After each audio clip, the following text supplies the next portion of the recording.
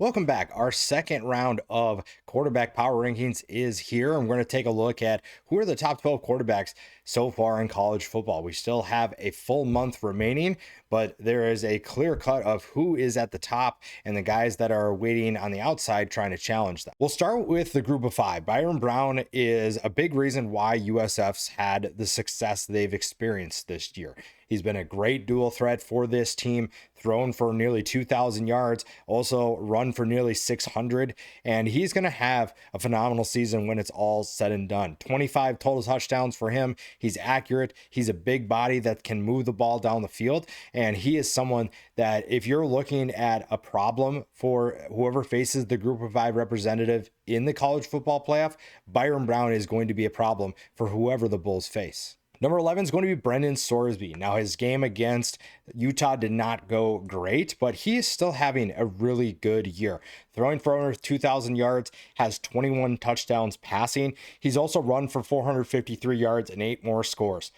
He is a big reason why the Cincinnati offense has had its success. There's been a good group of playmakers around him, but he is the steady force that has driven this team to the success they've had this year. A name that kind of came out of nowhere in the American is Drew Mestemaker. We knew that he was capable of being a good quarterback for North Texas, and he's been really strong as of late. Thrown for over 2,700 yards. He's thrown 21 touchdowns. He also added 4 on the ground as well. He's been a good passer, an accurate passer for a North Texas team that is kind of similar to a few other teams here where they are just distributing it to whoever wants to get open. There's not necessarily an alpha in this group, but that's okay. Mestemaker has proved that he can distribute the ball to multiple different players, and North Texas is currently in the running for an American Conference title. While Sawyer Robertson's season has cooled off a little bit, he's still one of the best quarterbacks in college football. Threw for over 2,780 yards to this point. He is also thrown 26 touchdowns. I'm really curious to see where Baylor goes from here.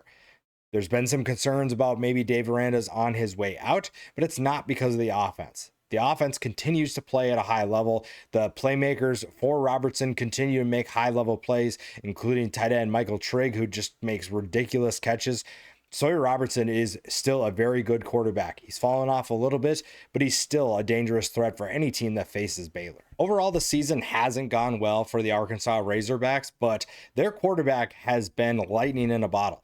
Taylor Green is having a career year, throwing for over 2,300 yards, 19 touchdowns through the air as well. He also has 649 yards and 6 touchdowns, averaging 6.1 yards per carry.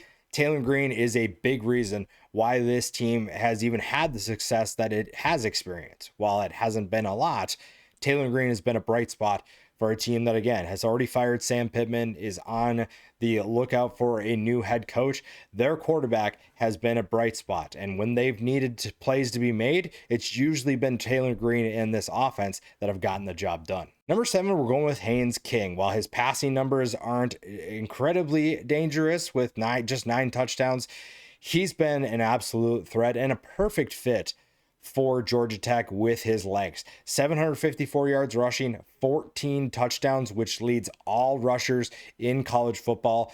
His 1,800 yards, though, is pretty solid. He's doing exactly what he did last year, which is taking care of the football. Maybe not the most explosive passer, not going to be any sort of air raid type of approach at Georgia Tech, but Haynes King has been able to keep this team going, continue their success, and he's a big reason why Georgia Tech is a problem in the ACC this year. A guy who is really coming on strong in the second half of the season is Marcel Reed. Texas A&M's star quarterback has had a great season so far, throwing for 1,972 yards with 17 touchdowns. He's also run for 349 yards and 6 more scores. Marcel Reed has taken huge strides as a passer. And part of that is what you experience when you play in yet another year in Colin Klein's system. Now, Colin Klein deserves a lot of credit for Reed's success as well, but this combination, combined with the talent around them, specifically in a deep running back room and a wide receiver room that had 2 guys emerge in Casey Concepcion and Mario Craver.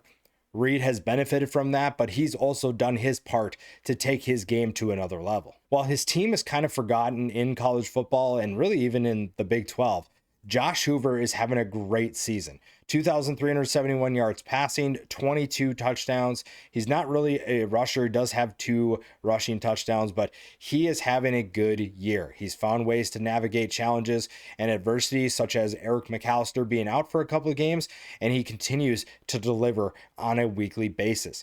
Josh Hoover is one of the better quarterbacks that, again, is not getting enough love. He has the ability to sling it all across the field. He has a bright future no matter who is running routes for him. And if Eric McAllister can stay healthy, this is a team that, even though they have an outside chance, still has the chance to compete for a Big 12 title and maybe even sneak into the college football playoff. Number 4, and this is the final player that's on the outside looking in from the top 3, Julian Sayin.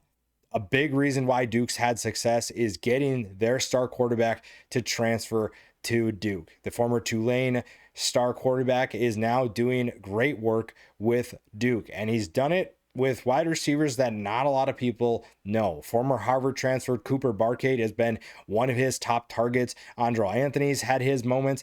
This is a group that is flying under the radar, and Mensa deserves a lot of credit for what he's done.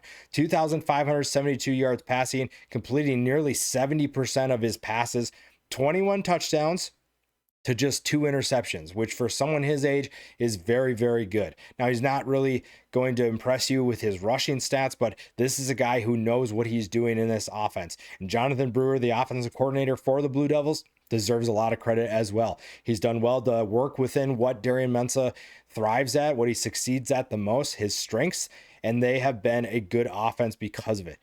Duke is a problem in the ACC.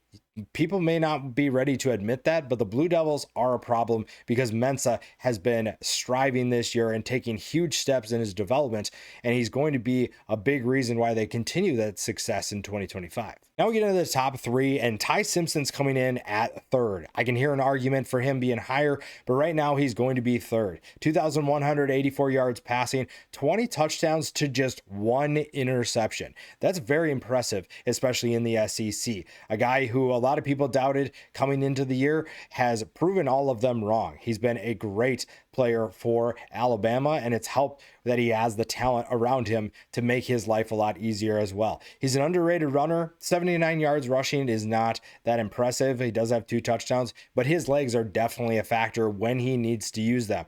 His arm talent, though, has really stood out. The Alabama Crimson Tide are very much in the conversation for the SEC title because of Ty Simpson, and some of the throws that he made are going to put him on an NFL team very soon. Number 2 is Fernando Mendoza. Again, another guy that if you want to make an argument that he should be higher, I will entertain that argument. 2,124 yards, 25 touchdowns, just 4 interceptions. He's also run for 220 yards and 4 touchdowns. Now, the one thing that I think kind of hinders him is Indiana is just crushing teams. So there's a lot of times where Fernando Mendoza is not playing most of the game. That's going to hurt his stats, which is why it puts him 2nd. But this is still very much a guy in the conversation for the Heisman Trophy. He's one of the best quarterbacks in college football. And Indiana is an absolute wagon right now because of their quarterback and how this offense has played. And the final one here is going to be Julian Sayin. Yes, he does get to throw to Jeremiah Smith and Carnell Tate, but he's doing the most with his opportunities. 2,188 yards, 23 touchdowns to just 3 picks, 30 yards rushing. He's not really a mobile quarterback by any means, but he hasn't really needed to be. This offense continues to have success because of those 2 first-round wide receivers, but Julian Sayin is an absolute monster. He has a quick release. He's getting the ball out. He's accurate. I don't think I've seen a pass that's been terrible from him yet. He's been very good. And yes, throwing to this type of talent is always going to be helpful, but Julian Sayin is doing exactly what he needs to do to build his confidence and make it almost impossible for Ohio State to lose against some of these teams. He's going to be the top quarterback I have for now. Again, I think the top 3 is a very close race, especially for the Heisman Trophy, but Julian Sayin is going to sit atop the quarterback power rankings as of right now.